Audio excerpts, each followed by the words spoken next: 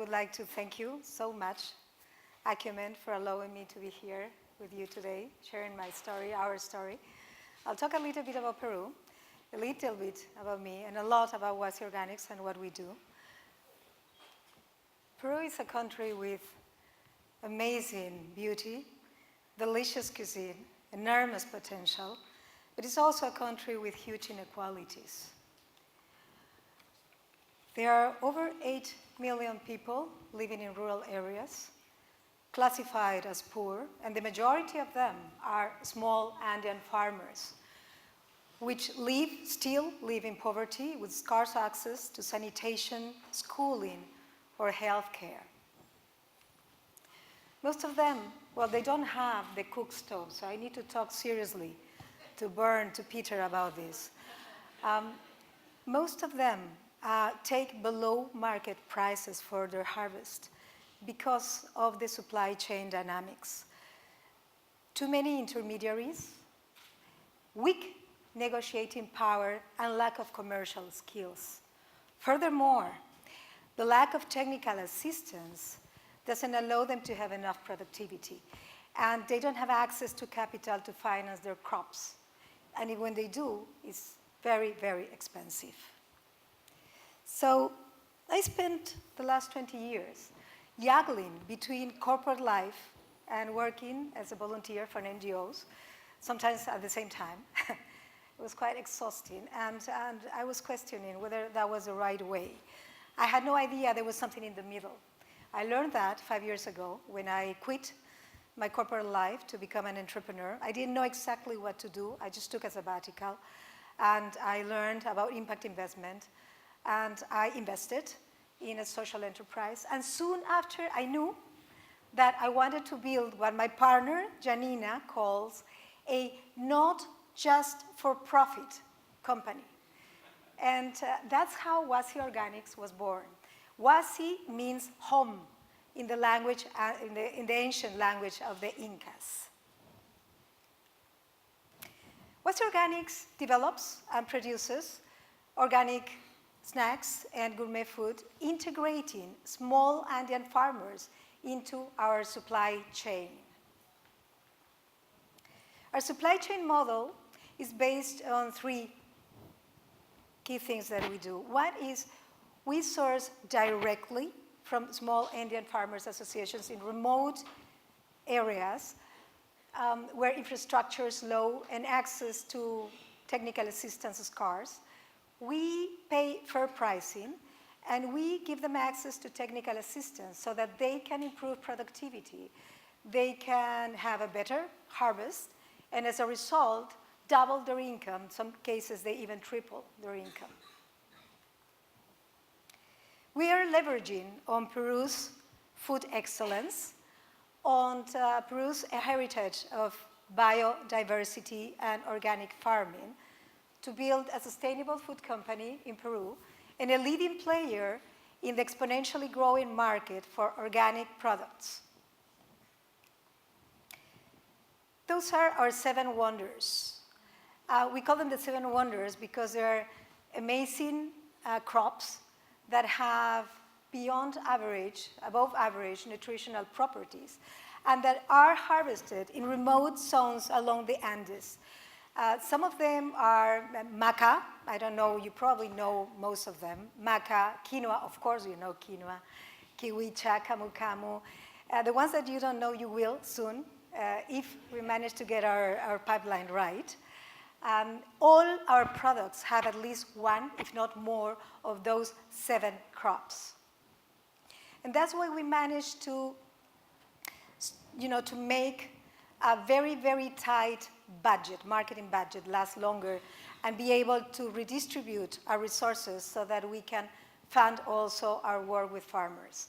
Otherwise, it would be, if I would be selling kettle chips, another brand of kettle chips, it would be much more difficult because we would have to invest a lot of money and resources in marketing it. It's much easier, which is the fact that supermarkets in Peru approach us, and that now a leading chain of supermarkets in the UK approach us, is because our product is different. So probably there are other recipes, but for us it was the way to put together these two things to have a social impact and at the same time a product that is marketable.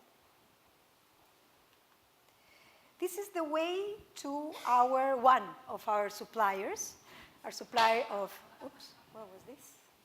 Of purple corn. It's breathtaking.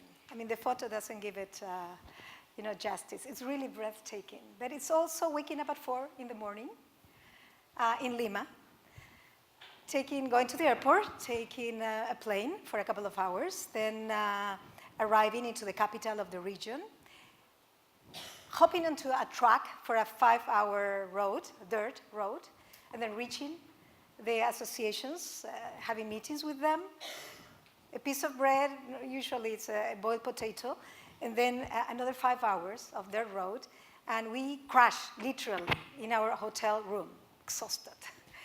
It's exhausting.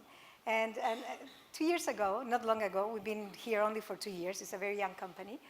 So at the beginning, my partner, Janina, and myself, we would look at each other and say like, I mean, why are we doing this? Really? Why are we doing this? So these are Frank and Jimmy. They're leading one of the, many families in one of the associations we work with. They were the only ones in town who had access to, went to local universities, so had access to some education. They actually have one pair of shoes, but they're willing to work hard, and they want to do better, and that's why they're part of our Wasi Way program. This is Julio. He's so proud of what he does. He wanted me to show you this photo today. He's just so proud of what he does. And he's another of our farmers of the purple corn. And back to the question, because it wasn't rhetorical. Why are we doing this? Because we have to. Because we want to build something meaningful. Because building a profitable business and having a social impact are not mutually exclusive. Not only it's not mutually exclusive, I firmly believe that in the future, hopefully in the near future, companies that want to be sustainable would have to have some kind of social impact. I think the sustainability in the future for companies, any company in this world, would be directly proportional to the way they impact positively all their stakeholders. So we just do it because we have to. We've been given so much. We need to give back, period. Now that you know why are we doing that and what do we do, I'm sure you want to know, because we're just actually this week, we became part of Acumen's portfolio. So I don't have a huge story of success to share with you yet. Hopefully soon, but not big numbers yet. But more the reason why you would want to know why do we think we are going to succeed. I guess every company has its own recipe, but for a social enterprise, you have to have some ingredients. You need to love what we do. We do love what we do, passionately. We love what we do, and we have a vision. We want to improve nutrition for all, and we want to impact the lives of thousands of smallholder farmers in remote Indian communities. That's not enough. Second, we do have a committed team. How do we get there? Well, we have a very disciplined approach to hiring. We first make sure that, the first level is the attitude and the values. If they don't share our values, we cannot build the type of company we want to. Then comes the ability to learn quickly. They need to have this sense of urgency and learn quickly. And finally, a creative approach to problem solving. So we are very disciplined when it comes to hire people, and we take our time, but at the same time, we're very quick letting them go when we feel it's not going to work. This is Ismena, our head of supply chain, and also responsible, she's leading the program with farmers, the Wasi Way program, which is the program that allows us to give them technical assistance, and as a result, they improve productivity and they have a better product. Another ingredient, the leading team. Janina and myself, we're founder and co-founder of Wasi Organics. We met at an alumni reunion. We're both in SEAD MBAs. We have, I should say that very slowly, almost 40 years of experience between the two of us. We work for great companies, Procter & Gamble, L'Oreal, Mars, Johnson & Johnson, Goldman Sachs. We learned a lot from them. We learn a lot from their mistakes and from our mistakes. And ultimately, we figured out a way to get all these learnings together and do something better. But that alone is not quite enough. I think you need to have the ability to challenge the status quo and to break a lot of paradigms. When I started, they said, come on, profitability and social impact? No way. Well, yeah, it is possible. Not only possible, it's a must. In the future, that is a must.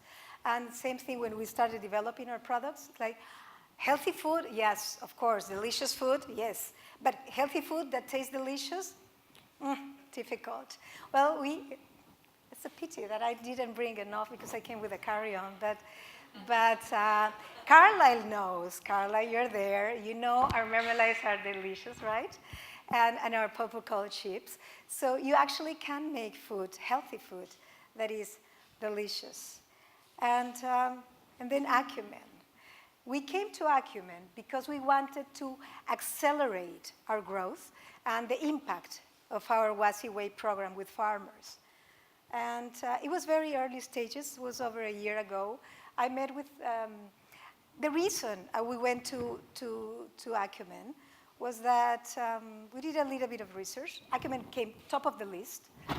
I read the books, The Blue Sweater, Infinite Vision. I met the team, Virgilio, Maria Angela, Sasha, Catherine, and then Carlisle. And I did meet Carlisle over a year ago, July 2014. I never forget, we had a longer meeting than we were supposed to, and I was all excited. And then when I asked for funding, she said, thanks, but no thanks.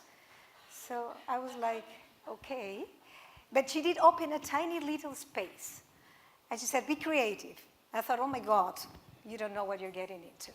So, you know, a few weeks after, I sent her this plan to move from startup to going concern in 6 months, and to go from zero revenues to a few $100,000. And they said, yes. Well, they didn't say yes. They said, we'll have a look at it.